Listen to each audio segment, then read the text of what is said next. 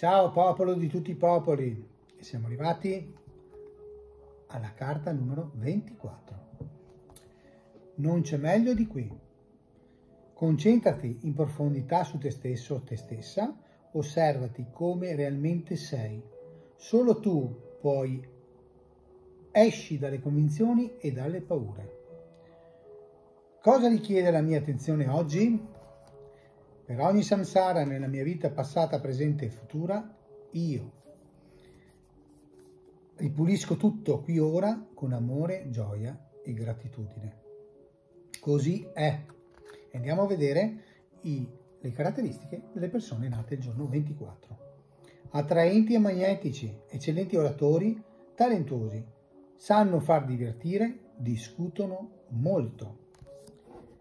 Ma voi ce l'avete o non ce l'avete? Il mazzo Samsara Lotus.